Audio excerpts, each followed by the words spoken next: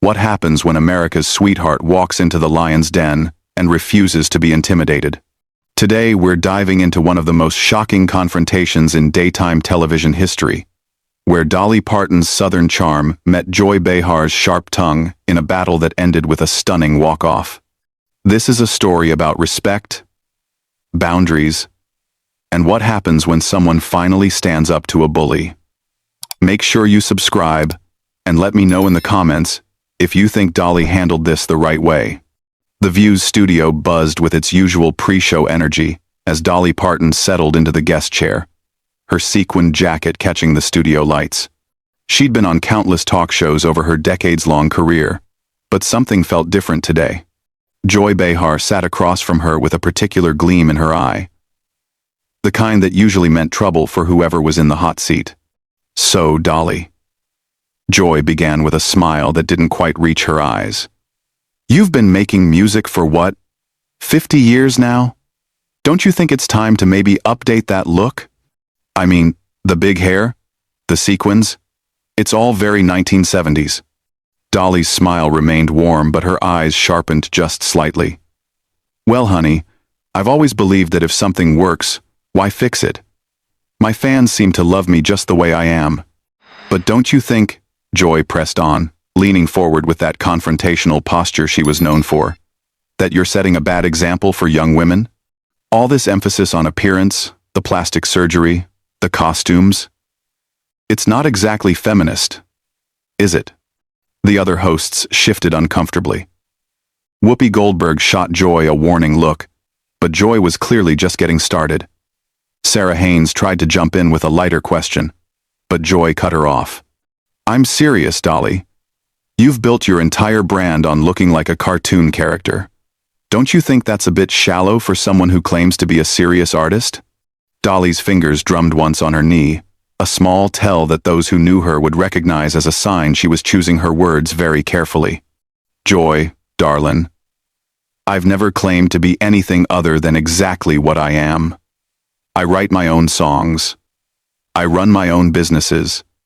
And I've employed thousands of people over the years. If that's not serious enough for you, well, I reckon that says more about you than it does about me." The studio audience murmured approvingly, but Joy wasn't backing down. "Oh, please, Dolly, you can't seriously sit there and tell me that your success isn't built on playing into male fantasies about what a woman should look like.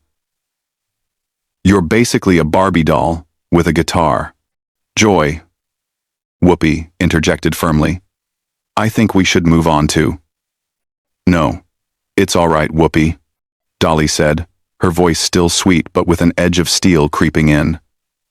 "I think Joy has something she needs to get off her chest. Go ahead, honey. Tell me what you really think about me."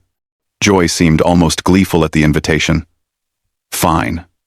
I think you're a smart woman who spent her whole career dumbing herself down to appeal to men. I think all this cutesy, helpless Southern belle act is an insult to women who've fought for real equality. And I think it's about time someone called you out on it." The studio fell dead silent. Even the camera operators seemed to freeze. Dolly sat perfectly still for a long moment, her smile never wavering but something fundamental shifting in her posture. "Well," Dolly said softly, "that's certainly an opinion you're entitled to have, Joy. But let me ask you something. How many literacy programs have you started? How many children have you put through college? How many hospitals have you helped fund?" Joy's expression flickered with uncertainty for the first time. "That's not the point I was making." "Oh. But it is exactly the point," Dolly continued, her voice gaining strength. "You see, while you've been sitting behind this desk for all these years tearing other women down, I've been out there building women up. My imagination library has given away over 100 million books to children who might not otherwise have them. I've created thousands of jobs, most of them for women. I've mentored countless young female artists. But none of that matters to you, because you don't like my hair." The audience was completely captivated now, sensing they were witnessing something extraordinary. Joy opened her mouth to respond, but Dolly held up one perfectly manicured hand. I'm not finished, sweetheart. You want to talk about feminism? Real feminism is about women supporting other women, not tearing them down because they make different choices than you do. Real feminism is about judging women by their actions, not their appearance. And real feminism is about having the courage to be exactly who you are, regardless of what bitter, judgmental people might say about you. Joy's face was flushing red now, her usual composure cracking. I am not bitter. Aren't you? Dolly asked quietly. Because from where I'm sitting, you seem awfully angry at a woman you've never met for choices that don't affect you in any way whatsoever. That sounds pretty bitter to me. The other hosts were watching this exchange like a tennis match, their heads turning back and forth between the two women. The audience was on the edge of their seats, sensing that something unprecedented was happening. Joy tried to regain control of the conversation. Look, Dolly, I'm not trying to attack you personally. I'm just saying that your image sends the wrong message. No, Joy, Dolly interrupted, and there was nothing soft about her voice now. You are attacking me personally. You've been attacking me from the moment I sat down. You've called me a cartoon character, a Barbie doll, and accused me of setting a bad example for women, all because I choose to wear sequins and tease my hair. Tell me, what message does that send to young women watching you right now? Joy's mouth opened and closed like a fish out of water, clearly not expecting Dolly to turn the tables so effectively. The studio audience was dead silent, hanging on every word. You could practically feel the electricity in the air. I was just trying to have a discussion about, Joy stammered, but Dolly wasn't letting her off the hook. A discussion? Dolly's eyebrows raised in genuine surprise. Honey, discussions involve two people talking respectfully to each other. What you've been doing is called an attack. There's a difference. Though I can see how you might get confused, since attacking seems to be your specialty. Whoopi tried again to intervene. Ladies, maybe we should take a commercial break. No, Joy said sharply, her pride clearly wounded. Dolly, you can sit there and act all high and mighty. But the fact remains that your whole career has been built on perpetuating outdated stereotypes about women. You giggle and bat your eyelashes and act like you don't know anything, when we all know you're actually intelligent. That's not empowering. That's manipulative. The audience gasped audibly at the venom in Joy's voice. Dolly, however, just smiled that serene smile and nodded slowly. You know what, Joy? You're absolutely right about one thing. I am intelligent. Intelligent enough to build a business empire from nothing. Intelligent enough to write songs that have touched millions of people's hearts. Intelligent enough to know that the way I choose to present myself doesn't diminish my accomplishments or my worth as a human being. But apparently, I'm not intelligent enough to figure out why you think it's your place to judge how other women live their lives. Joy's face was getting redder by the minute. Someone needs to call out this fake persona you've created. You're not really this sweet, innocent country girl. It's all an act. And what if it is? Dolly shot back, her voice still controlled but with fire in her eyes. What if I've chosen to present myself in a way that makes people feel good? What if I've decided that kindness and warmth are better than cynicism and cruelty? What exactly is wrong with that? It's dishonest, Joy spat. It's not authentic. Dolly let out a genuine laugh, and it was like sunshine breaking through storm clouds. Authentic? Joy, darlin', let me tell you about authentic. Authentic is admitting that I grew up dirt poor in the mountains of Tennessee, and that I've worked every single day of my life to become something better. Authentic is acknowledging that I've made choices about how I look and how I present myself because those choices have opened doors for me. Authentic is being honest about the fact that I've never pretended to be anything other than exactly what I am, a country girl who loves music and loves people. What's not authentic is sitting behind a desk throwing stones at other women because their choices make you uncomfortable. The other hosts were watching this exchange with fascination and growing concern. Sarah Haynes looked like she wanted to crawl under the table. Sunny Hostin was taking notes, probably already planning how to address this in the next segment. Joy, however, was doubling down. You can dress it up however you want, but you're still selling an image that tells women they need to look a certain way to succeed. No, Joy, Dolly said firmly. That's what you're doing. You're telling women that if they choose to embrace their femininity, if they choose to wear makeup and pretty clothes and style their hair, then they're somehow less than. You're saying that to be taken seriously, women have to look and act like men. That's not feminism. That's just another kind of prison. The audience was starting to murmur their agreement, and Joy could sense she was losing whatever support she might have had.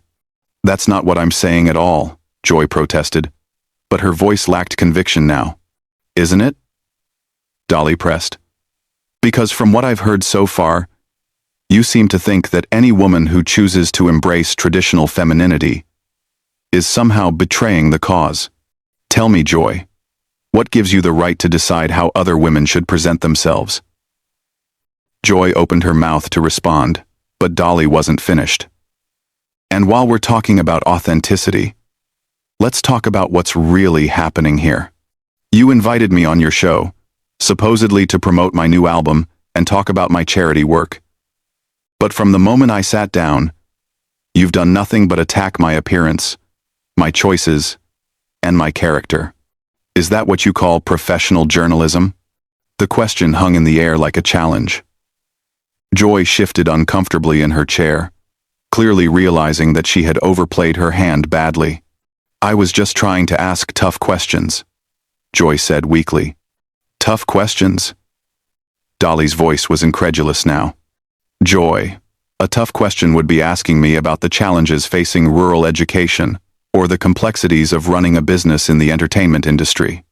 Tough questions are about policy, about substance, about things that actually matter. Attacking a woman's appearance and calling her a cartoon character isn't journalism, it's bullying. The studio was so quiet you could hear a pin drop. Even the cameramen seemed frozen in place, afraid to miss a single moment of this unprecedented confrontation. Joy tried one more time to regain control. Look, Dolly, I think you're misunderstanding my intentions. No, I understand your intentions perfectly. Dolly cut her off smoothly. Your intention was to embarrass me on national television. Your intention was to try to make me look foolish so that you could feel superior. Your intention was to use your platform to tear down another woman for no reason other than the fact that she makes different choices than you do. The problem is, it's not working out quite the way you planned, is it? Joy's face was now a deep shade of red, and her hands were visibly shaking. The other hosts were exchanging worried glances, clearly realizing that this situation was spiraling completely out of control. But Dolly wasn't done. She was just getting warmed up, and everyone in that studio could sense that the real fireworks were still to come. Joy was gripping the edge of the table now, her knuckles white with tension. The confident, confrontational woman who had started this interview had been replaced by someone who looked cornered and desperate. But Dolly wasn't showing any mercy. You know what the real tragedy is here, Joy? Dolly continued, her voice soft but cutting. You had the chance to have a meaningful conversation with someone who's spent 50 years in this business. You could have asked me about songwriting, about building a business, about philanthropy, about any number of things that might have actually benefited your viewers. Instead, you chose to spend your time trying to tear me down because you don't like my hair and my clothes. What does that say about you as a journalist? What does that say about you as a woman? Joy's mouth moved, but no sound came out.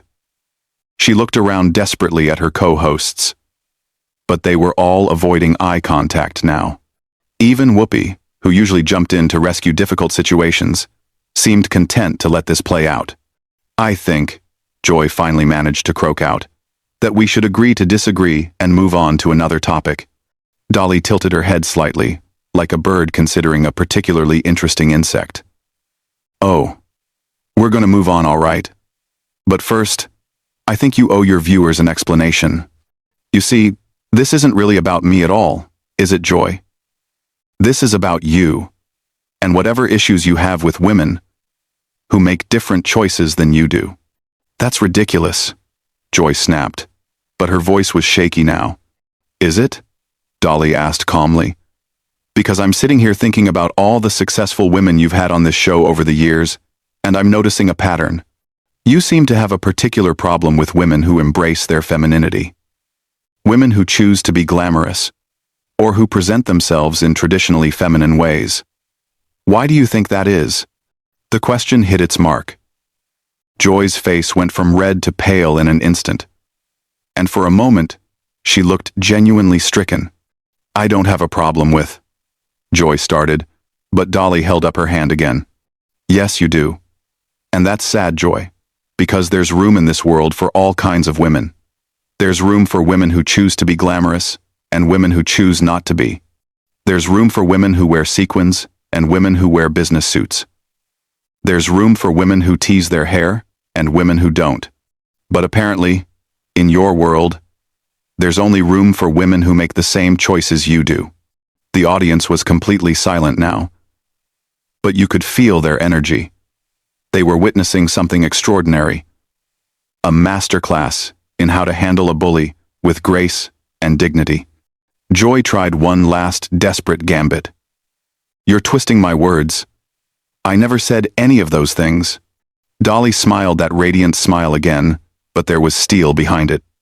Honey, I don't need to twist your words. Your words speak for themselves. You called me a cartoon character.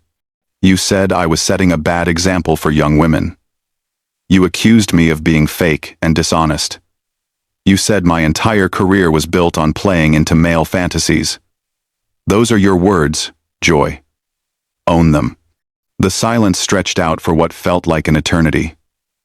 Joy looked around the table again, but her co-hosts were all studying their notes or staring off into space. She was completely alone. I think, Joy said quietly, standing up abruptly and pulling off her microphone, that I've had enough of this conversation. Sit down, Joy, Whoopi said firmly, but Joy was already moving toward the edge of the set.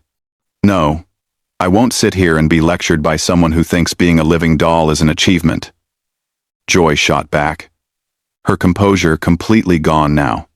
Dolly remained perfectly calm, watching Joy's meltdown with something that might have been pity. And there it is, she said softly. The real Joy Behar. Not the professional journalist, not the champion of women's rights. Just a bitter woman who can't stand to see another woman succeed on her own terms. That was the final straw. Joy's face contorted with rage. I don't have to listen to this from some washed-up country singer who thinks she's profound because she can rhyme moon with June. The gasp from the audience was audible this time. Even the cameraman looked shocked, but Dolly just smiled that serene smile and shook her head slowly. And there you go again, Joy. When you can't win an argument on merit, you resort to personal attacks. Joy stood there for a moment, trembling with fury, clearly searching for some comeback that might salvage her dignity. But nothing came. The silence stretched on until it became unbearable. You know what? Joy finally said, her voice shaking with emotion. I'm done. I'm not going to sit here and pretend this is professional journalism, when it's clearly just an ambush. I'm Lexazentiv Iremensted. I'm Lexazentiv way. An ambush? Dolly asked with genuine surprise. Joy, honey. You're the one with the microphone and the platform. You're the one who invited me here. You're the one who started attacking me from the moment I sat down. If anyone's being ambushed here, it's me. But Joy was already walking off the set, ripping off her earpiece as she went. The cameras followed her for a moment before cutting back to the remaining hosts, who all looked like they'd just witnessed a car accident. Whoopi cleared her throat and tried to restore some semblance of normalcy. Well, that was certainly unexpected. Dolly, I want to apologize for... No need to apologize, Whoopi, Dolly said graciously. smoothing her skirt and adjusting her jacket, as if nothing unusual had happened. Sometimes people show you exactly who they are, and you just have to accept it and move on. Now, didn't you want to ask me about my new album? The audience erupted in applause, finally able to release the tension that had been building throughout the entire confrontation. Dolly sat there smiling and waving like nothing had happened. While somewhere backstage, Joy Behar was probably having the meltdown of her career. And that's how Dolly Parton, with nothing but grace, intelligence, and an unshakable sense of self-worth, managed to expose a bully for exactly what she was, on live television, in front of millions of viewers. Sometimes the best way to handle someone who's trying to tear you down is to simply